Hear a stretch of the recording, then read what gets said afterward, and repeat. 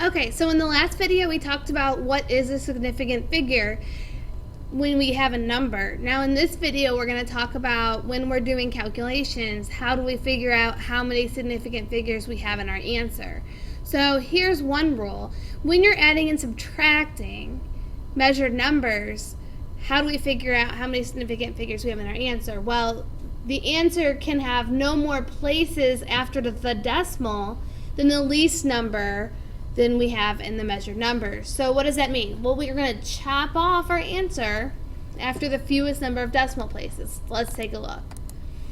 So let's say we have 2.45 plus 1.2. Well, the fewest number of decimal places is one decimal place. Okay? So the actual answer, when you put it in your calculator, or if you do it in your head, okay, you're going to get 3.65. But if we go by significant figures, we can only have one decimal place. We're going to use our rounding rules, and so the answer would really be, with significant figures, 3.7. Okay? Let's try another.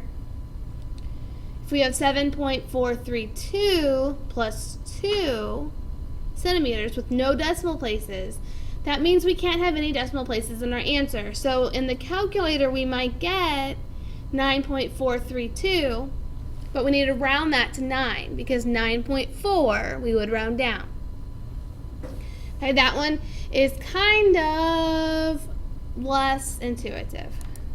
Multiplication and division is pretty simple, and that's the one we're going to use the most often in chemistry.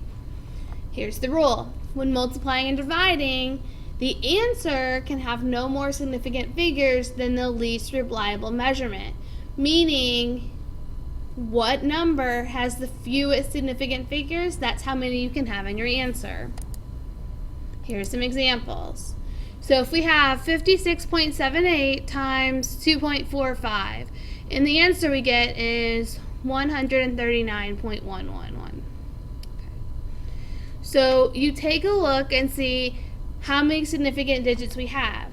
Well, this guy has 4. 1, 2, 3, 4. And this guy has 3. 1, 2, 3. Okay, so our answer can only have 3. So we have to round it to 139 even. Okay, so we're going to try another one. So this time we have 75.8 centimeters times 9.6 centimeters.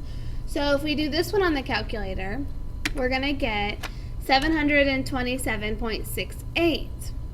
And remember, we have right here we have 3 significant figures, and right here we only have 2. So that means we can only have 2 in our answer. And so these are the ones that trip most people up, because how do you get this huge number into only 2 significant figures? So you might be able to figure out how to get it to 3. So 3 would be 728, right?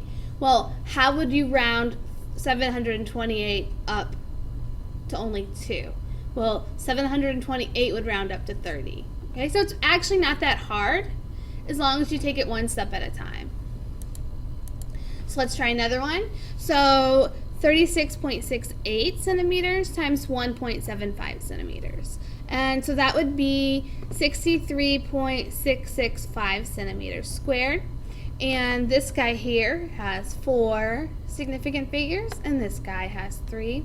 So we can only have 3 in our answer. So we're talking about rounding to 63.7. Remember to use your rounding rules. Let's try one more hard one. So we have 35.8 centimeters times 4.6 centimeters. So remember, this guy here has 3 significant figures, and this guy has 2. So we want 2 in our answer. So our answer comes out to 164.68. And so if we rounded it to 3, it would be 165. But right now it's 164, so we're going to round 164 down to 160 centimeters squared. Okay? So just take it one step at a time, and it's really not that bad. Go ahead and work on your practice, and if you get stuck, don't worry, I'll help you. Good luck.